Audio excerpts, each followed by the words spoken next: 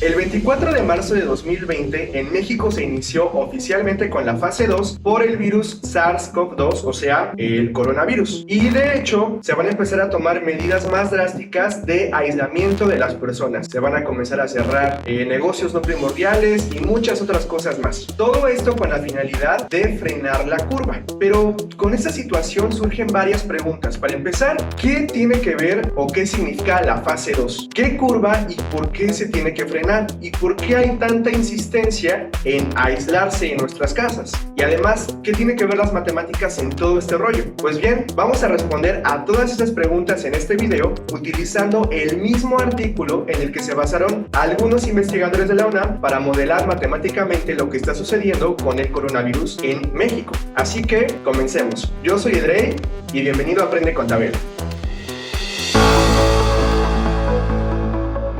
El artículo comienza enunciando el problema que va a resolver con el modelo matemático, y es el siguiente. Una o más personas infectadas son introducidas en una comunidad de individuos susceptibles a la enfermedad en cuestión, que en este caso sería el COVID-19. La enfermedad se difunde de infectados a no infectados por contacto directo. Cada infectado atraviesa su etapa de enfermedad y finalmente es removido del número de enfermos por recuperación o muerte. ¿Te suena familiar? Es justamente lo que estamos viviendo. Así que vamos a ver cómo ataca con la teoría el artículo este problema. Ya que establecimos el problema con palabras, hay que traducirlo matemáticamente en ecuaciones para poder tratarlas y llegar a un modelo matemático que modele la situación que estamos viviendo. No nos vamos a enfocar tanto en el procedimiento porque es bastante complejo y solo nos vamos a enfocar en los resultados que se aplican en nuestra vida diaria. Primero vamos a tratar al tiempo como si estuviera dividido en intervalos cortos y todos juntos. O sea, vamos a tomar el tiempo como si fuera una variable discreta y no continua. Y luego vamos a pensar que los contagios se realizan únicamente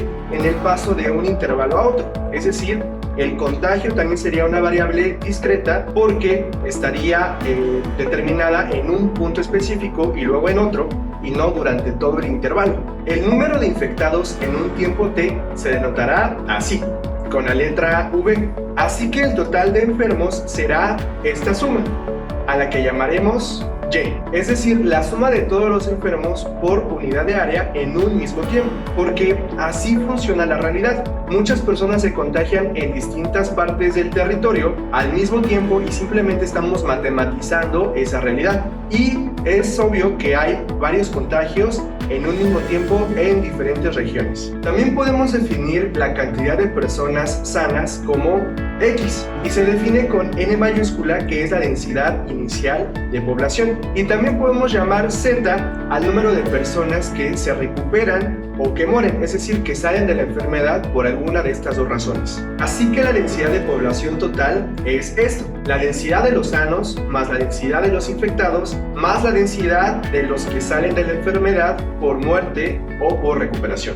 Ya que tenemos el modelo discreto, vamos a considerar la variable del tiempo con intervalos infinitamente pequeños para hacerla continua. Y cuando hacemos esto, las sumas se vuelven integrales y las diferencias se vuelven derivadas. Y entonces obtenemos esto, un modelo de 5 ecuaciones íntegro-diferenciales, todas dependientes entre sí. Pero espera, no te asustes todavía porque apenas se pone interesante. Sí es cierto que este sistema de ecuaciones íntegro-diferenciales es bien complicado de resolver, pero no imposible. Los autores del artículo intentaron resolver la ecuación que depende de X, o sea, la de la población no infectada, aproximándola a una ecuación integral de Volterra. Y también lo intentaron por variable compleja, aproximándola a una ecuación de Fredholm de primer tipo. Hasta este punto, los únicos datos experimentales que podemos conseguir, es decir, lo que podemos contar y medir durante una epidemia, son las cantidades de personas no infectadas, infectadas, recuperadas y muertas. Entonces, con estos 4 datos vamos a intentar obtener algunos datos más importantes utilizando este modelo. Y para eso necesitamos estudiar algunos casos especiales de las epidemias y pandemias. El primer caso especial es el de la etapa temprana de una epidemia o pandemia que se expande en una población muy grande, como justamente la que sucedió por el coronavirus en China y que luego se extendió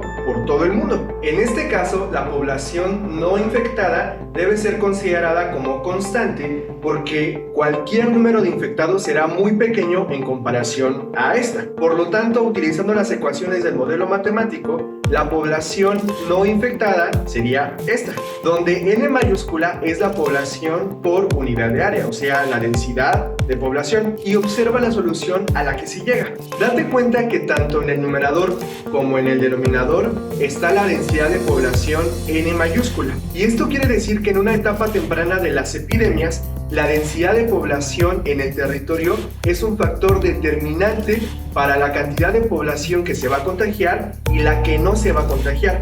Y mientras menos personas haya en un territorio, o sea, mientras la densidad de población sea menor, el contagio será menos efectivo. ¿Te suena familiar? Por eso es importante el aislamiento y la sana distancia desde el inicio de la epidemia y la pandemia, y no hasta que todos estemos infectados, porque mientras menos densidad hay en el territorio, menos contagiados va a haber, y eso lo dice el modelo matemático. Y ahora el mapa de contagios de México tiene todo el sentido del mundo, porque hay estados que concentran la mayor cantidad de contagiados y hay estados que incluso no tienen ni un solo contagiado. Y si te das cuenta, los estados que tienen la mayor cantidad de contagios son los estados que tienen las ciudades más grandes, por ejemplo, Nuevo León, Jalisco, la Ciudad de México y la península de Yucatán, por la cantidad de turistas que llegan. Y es en estos lugares donde el aislamiento debe hacerse con más intensidad que en cualquier otro lugar de nuestro territorio para disminuir la cantidad de contagios. Por eso existen las fases de la pandemia.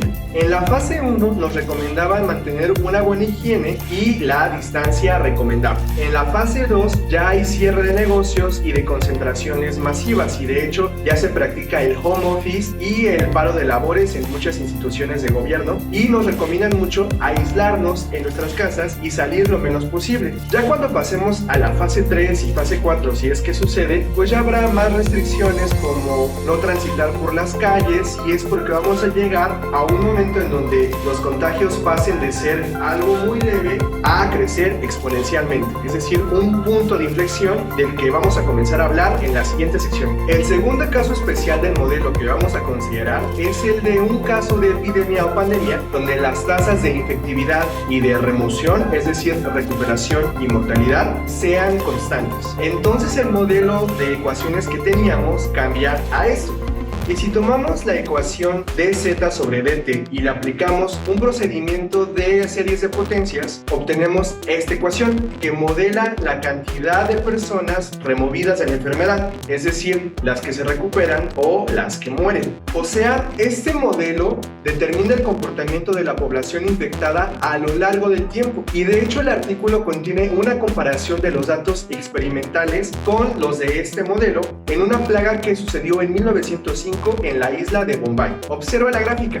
¿No se te hace familiar a esta otra curva? Y esta es la famosa curva de la que todo el mundo está hablando, la curva para frenar el coronavirus, la famosa curva epidemiológica, donde el eje vertical representa la cantidad de contagiados y el eje horizontal representa el tiempo. Y el pico epidemiológico, el famoso pico de infección, sucede cuando la derivada de esta curva es 0, es decir, dy en dt es igual a 0, porque en este punto no hay derivada, es un punto de inflexión. Y eso sucederá cuando el número de infectados sea proporcional al número de recuperados o muertos, es decir, cuando las poblaciones lleguen a un equilibrio y se contagien los mismos que salen de la enfermedad. Pero regresemos un poco a lo de la famosa curva epidemiológica.